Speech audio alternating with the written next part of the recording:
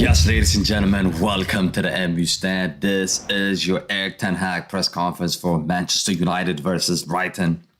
It's big. It's big. There's a lot to talk about, guys. There is a lot to talk about. Erik Ten Hag has come out and spoken about Jadon Sancho. He has spoken about Harry Maguire, Anthony.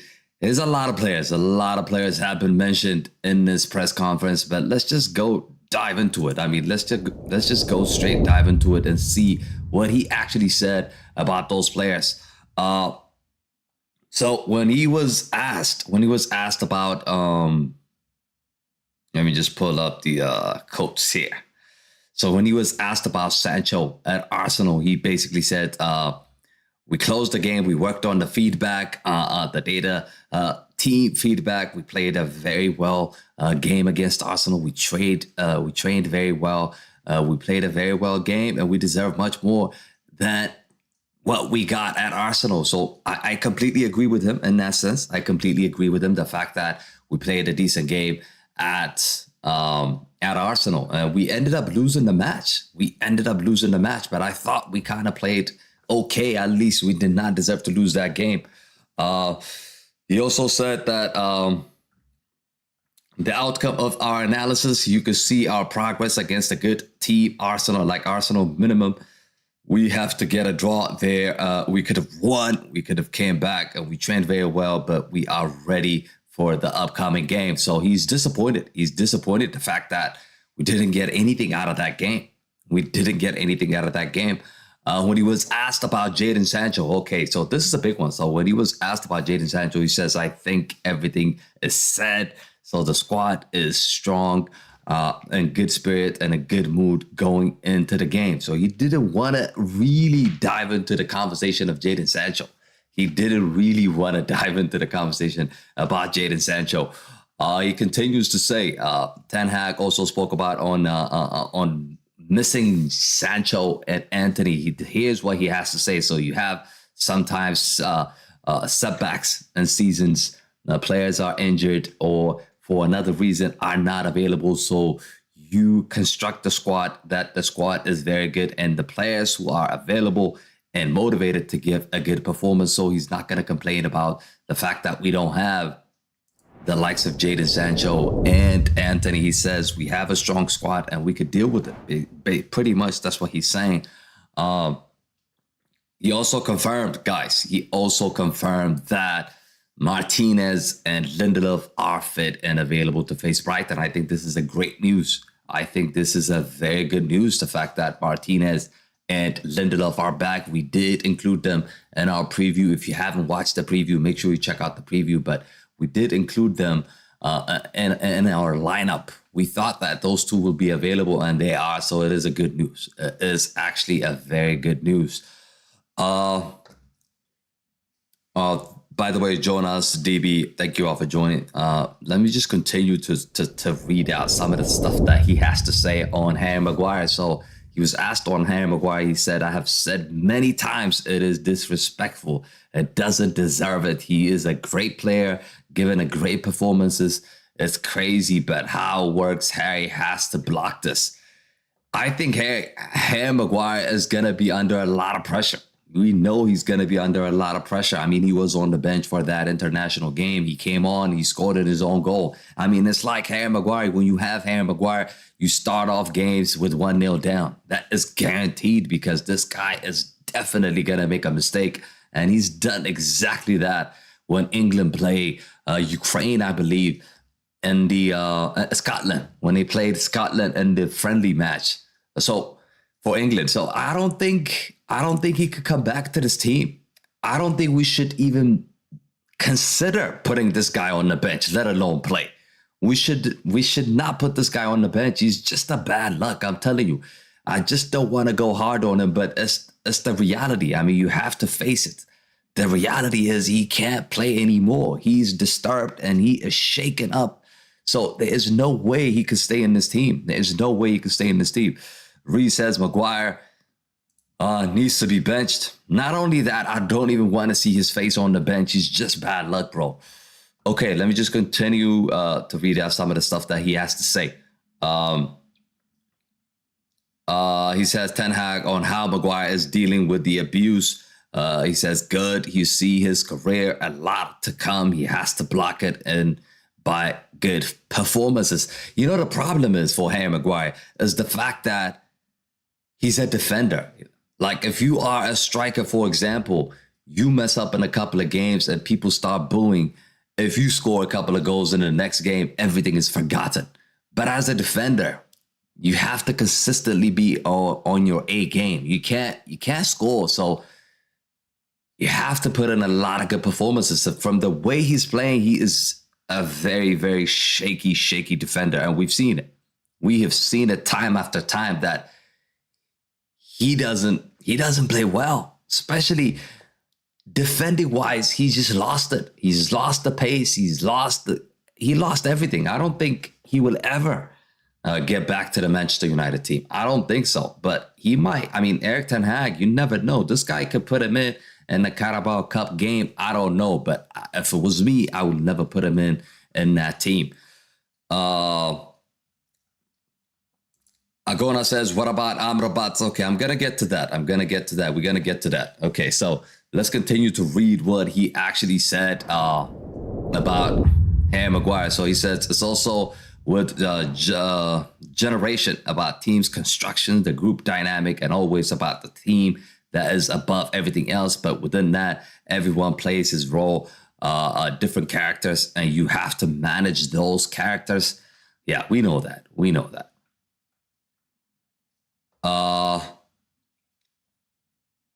Ten Hag also talked about the strict lines and what the club asked me because there was no good culture before last season. So to set good standards, this is what I did, and it's my job to control the standards. So this is basically speaking about controlling the standards at Manchester United. He said when he joined Manchester United, they just did not have that, and he's trying to have that in the team. That's just crazy.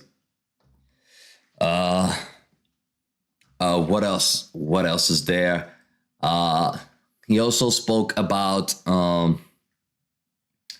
he says that it's never someone makes one mistake. It's a whole process before you come to a certain outcome about strict lines. There is a structure to cross the line, so you have to be strong. I think I want to see him respond to what Jadon Sancho has done, really. Like, I really want to see that. I really want to see that because so far he has yet to address that comment by Jadon Sancho, who basically came out and said that everything is a lie. Everything is a lie. That's what he said. Let me just get rid of some of this nonsense in the chat. I didn't even see it. Bye-bye. Okay, so what else? Ten Hag also confirms that he has spoken with Antony. So he spoke to Antony, and of course he said, of course he is disappointed, but he's okay. So Antony's going to be missing. Jadon Sancho's going to be missing for the upcoming games. And we don't know for how long, to be honest with you. We don't know for how long. Ten Hag was asked how long as Antony will be absent. He said no idea. So that means he just doesn't know when he is going to return. Nobody knows, to be honest with you. Nobody knows when Antony will be returning. Of course, Jadon Sancho conversation is within the control of Erik Ten Hag. So Erik Ten Hag will obviously decide when Jadon Sancho returns, if he ever returns, to be honest with you, if he ever returns. Ten Hag also, let me see. Erik Ten Hag refused, by the way, he refused to refer to Jadon Sancho by name in today's press conference. He stressed that he inherited a no good culture at the club. Incredible. This is just incredible. I mean, he came out and said this about Manchester United. It's obvious from the outside. We knew from the outside that this was happening, right? We knew from the outside this was happening, not only under Erik Ten Hag, but we've seen it under Ole Gunnar Solskjaer. We've seen it under Jose Mourinho. We've seen it under even Louis van Gaal. So ever since Sir Alex Ferguson left that club, we've seen all this drama going behind the scene at Manchester United every single year. And I'm really, to be honest with you, I'm really getting tired of it. I'm really getting tired of it. Why is Anthony retreating? He's not retreating. I mean, the club and him decided that he's going to have to step away to clarify his name. Basically, he's been accused by 3 or 4 women. So there's no way he could continue within the team. So that's the reason why. Jamal says, as Amrabat is playing tomorrow, let's see what he has to say. I think we did put him in the on our lineup. We did put him on our lineup, and I do believe that he's going to play. But let's see what Erik Ten Hag has to say about Amrabat. Judy says, do you trust our back four? I mean, it's okay. It's okay. I guess against the likes of like Brighton. I mean, Brighton is a strong team. Make no mistake about that. But I think we'll be fine. I think we are going to be fine with Martinez and Lindelof for a couple of games. I don't think there's going to be an issue at all. I do not think it is going to be an issue at all. Sally says Manchester United will win today. The game is tomorrow, bro. The game is tomorrow. This is just a press conference. This is just a press conference. The game is tomorrow, bro. Okay. And let me just see what he has to say about Amrabat. Is Amrabat fit or not? Let's just quickly check that.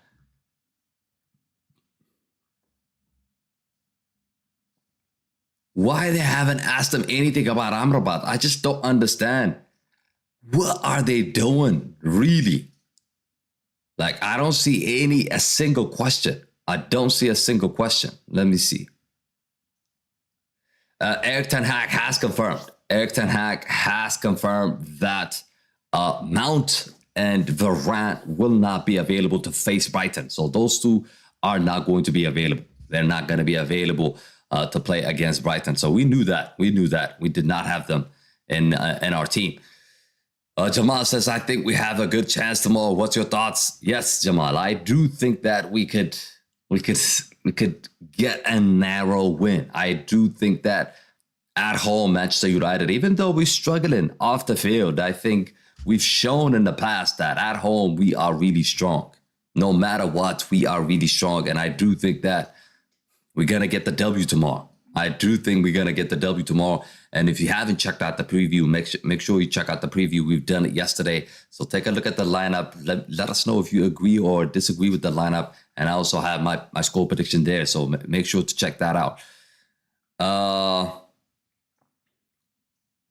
Musisi says, let us hope that it's time around the boys will make it. Yes, I think we're going to win. I think we're going to win. Rasmus Hojlund, he has to start, by the way. He has to start the game against Brighton because what we have seen against Arsenal was really promising, to be honest with you, in that 20, 30 minutes. So definitely I expect him to start against Brighton, and definitely he is going to make an impact. And he is instantly going to help out that team for sure, for sure.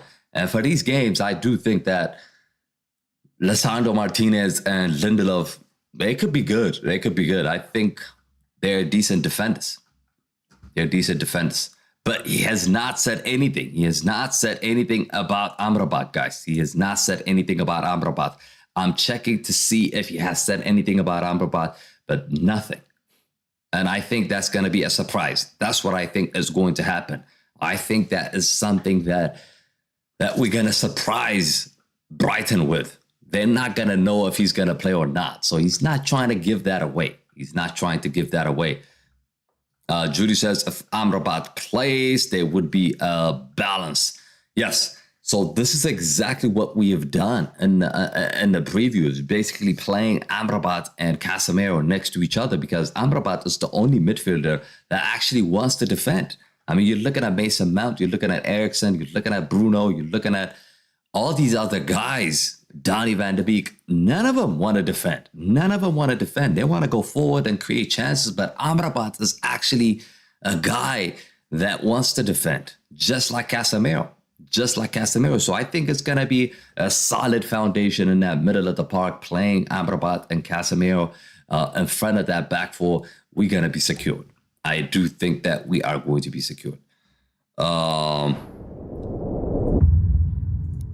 Zulfami, what's good, bro? He says Manchester United versus Brighton today or the next day. So the game is tomorrow. This is just a press conference. We're reacting to the press conference because there was a lot to say. There was a lot going on in terms of what he's going to say about Jadon Sancho, what is going to happen with Amrabat. Is he playing? Is he staying? Harry Maguire.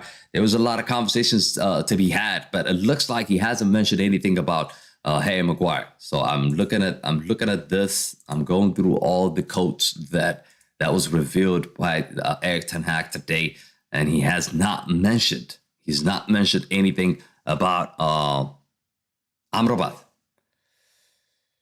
Yes, he spoke about Jadon Sancho. Hojlund will hopefully, Wait, let me see.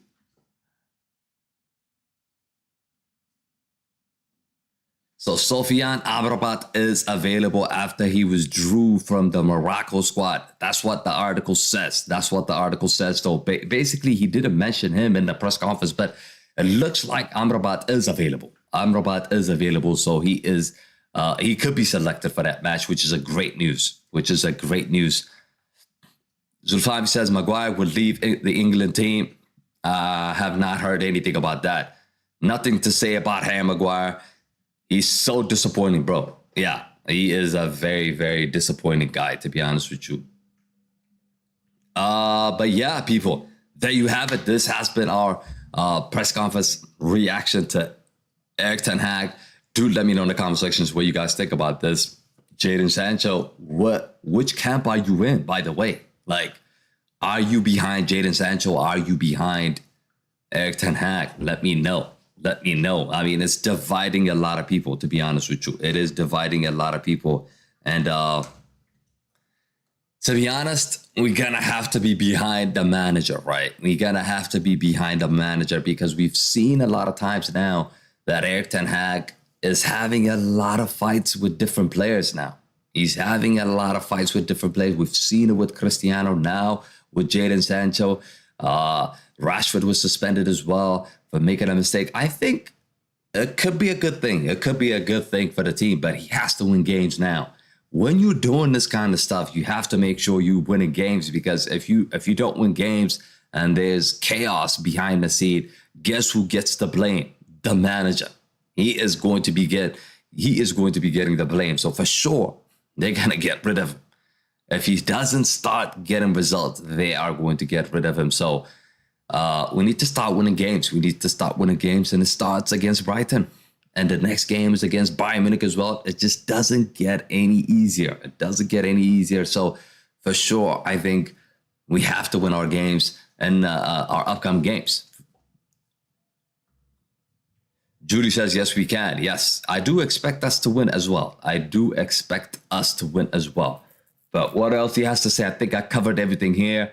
I think I have covered everything here. Yep. It's all good. Basically, the mojo or whatever you want, the summary of this thing is that he wants standards. Erik Ten Hag is talking about standards, so we need to have standards in this club. And when I joined Manchester United, we did not have that. And he is basically trying to make that happen in the team. So hopefully it works out. But thank you all for tuning in. As always, make sure to join us for the watch along tomorrow. So tomorrow we're going to be live for the game against Manchester United versus Brighton. So do join us for that matchup. And also in the comment sections, let us know what you think is going to happen against Brighton. Score prediction. Also check out the preview that we have done and give us your thoughts about the lineups that we have picked. Henry says, again, the coach Ten Hag will damage Manchester United if they don't get what do you mean by that? If they don't get a result, he's off. Yes. So if they don't get a result, if they don't start picking up results, of course, the manager will be taking the blame. So that needs to happen. But yeah, guys, thank you all for watching. Like I said, I'll see you guys tomorrow for the watch along. But take care. Make sure you smash a like on the video and subscribe to the channel if you guys are new to the channel. But I'll see you guys tomorrow. Peace.